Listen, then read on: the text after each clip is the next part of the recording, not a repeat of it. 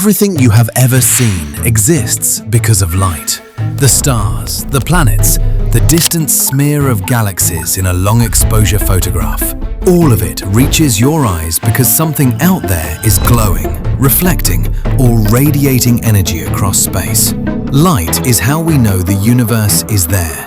It is the only messenger we have ever had, which makes what comes next so unsettling. The majority of the matter in the universe produces no light whatsoever. It does not glow, it does not reflect, it does not interact with light in any way we can currently measure. And yet, it is there, everywhere, in vast quantities, threading through galaxies, surrounding them, holding them together. Without it, the Milky Way as we know it would not exist. The stars would drift apart, the spiral arms would unwind. Everything we call home would dissolve into the dark. We have never seen it, we do not know what it is made of, and it makes up roughly 5 times more of the universe than everything we can observe combined. This is the story of dark matter, what we know, how we found it, and why, right now, we may be closer than ever to finally understanding what it is. The story begins in the 1930s with a Swiss astronomer named Fritz Zwicky, who was studying a distant cluster of galaxies and noticed something that did not add up. The galaxies in the cluster were moving. That in itself was not surprising. What was surprising was how fast they were moving. At relative speeds of more than 2,000 kilometers per second, the galaxies should have had more than enough energy to escape the cluster's gravitational grip entirely. By rights, they should have been flying away from each other and dissolving into the surrounding space. Instead, they stayed together. The only explanation Zwicky could think of was that there was far more mass in the cluster than he could see, something invisible, providing the additional gravity needed to hold everything in place. He called it Dunkel Materie, dark matter. For decades, the idea was largely ignored.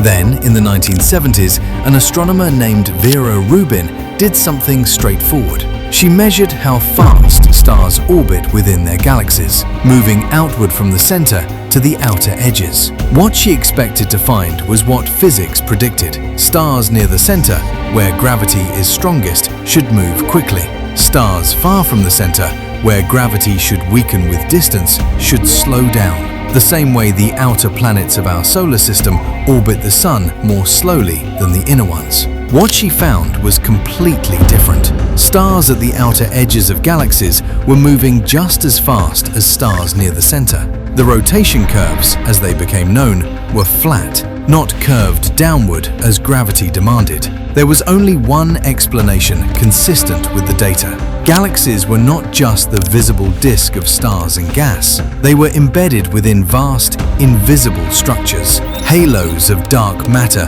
extending far beyond anything we can see. Their gravity holding the outer stars in orbit at speeds that the visible mass alone could never sustain. This was not a quirk of one galaxy. It was observed in every galaxy studied, including our own. The visible galaxy is, in a sense, the surface. The dark matter halo is the ocean beneath it.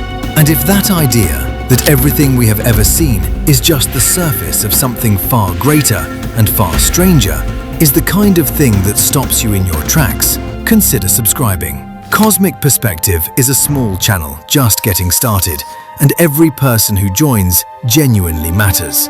If you want more of this, we would love to have you. Thank you. Now, let's keep going.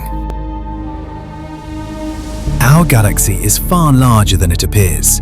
The visible Milky Way, the disk of stars, gas, and dust we see stretching across the night sky, is roughly 100,000 light-years across. But surrounding that visible disk, extending outward in all directions like an enormous invisible sphere, is the dark matter halo. Current estimates suggest it reaches between 300,000 and 600,000 light-years from the galactic center, several times the size of everything we can see. We cannot observe this halo directly, but we can measure its effects with extraordinary precision. The stars of the Milky Way orbit the galactic center at speeds that only make sense if something massive and invisible is providing additional gravitational pull.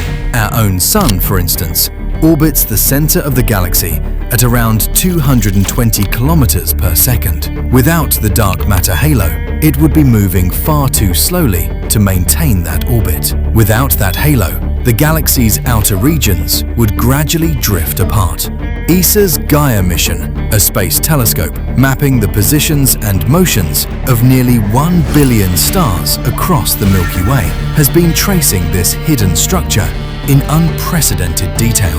Its data reveals how gravity behaves across the entire galaxy, from the densely packed inner regions to the thin, sparse outer arms. And what it shows is a picture of the Milky Way as something far more complex and extensive than the disk of stars we see from Earth. The visible galaxy is, in a sense, the surface. The dark matter halo is the ocean beneath it. In 2025, for the first time, astronomers detected what appears to be a clump of dark matter within our own galaxy, close to our own corner of it. Pulsars, the rapidly spinning remnants of dead stars, tick with extraordinary regularity, like cosmic clocks scattered across the galaxy. By studying tiny variations in those pulsars, researchers at the University of Alabama detected an anomaly. Something was pulling on nearby pulsars that no known star or cluster could explain. The object responsible, estimated at tens of millions of solar masses, is entirely invisible. It is consistent with a dark matter subhalo, a denser clump within the larger halo moving quietly through the galaxy, detectable only through its gravitational fingerprint on everything nearby. Not inferred from a distant galaxy, felt directly, through the ticking of dead stars a few thousand light-years from home. For decades, astronomers have noticed a faint glow of gamma rays surrounding the galactic center, always slightly too smooth, too symmetrical to fit known sources. In November 2025, after analyzing 15 years of data from NASA's Fermi telescope, astronomer Tomonori Totani found something left over after accounting for every known gamma-ray source. A residual glow, shaped exactly as simulations of dark matter predict. The leading explanation is dark matter annihilation. If dark matter particles destroy each other on contact, releasing energy in the process, the densest region of the halo, right at the galactic center, would glow faintly with gamma rays. What Totani found matches that prediction precisely. He checked it again and again before submitting his paper. It is not yet proven, but it may be the first time anyone has ever seen dark matter doing something. All of this evidence tells us dark matter is real and that it is everywhere. What none of it tells us is what it actually is. The leading candidates are particles. WIMPs, weakly interacting massive particles, have been studied for decades. Axions are another possibility. Dark fermions, as explored in our Sagittarius A star video, offer yet another theory, one that could potentially explain both dark matter and what sits at the galactic center simultaneously. None have been confirmed. But every null result narrows the search. Every new observation adds detail to a portrait of something that does not want to be seen. We have built telescopes that see to the edge of the observable universe. We have imaged black holes. We have sent spacecraft beyond the solar system. All of it using light, the only messenger we have ever had. And yet, the majority of the matter in the universe produces none. The Milky Way is not simply the galaxy we see when we look up. It is something far larger, embedded within a vast, invisible sphere of dark matter, within which the stars and gas and dust are suspended like sparks inside a fog. We are made of the 5%, and we are trying, with everything available to that 5%, to understand the rest. For the first time in nearly a century of searching, the answers are starting to come.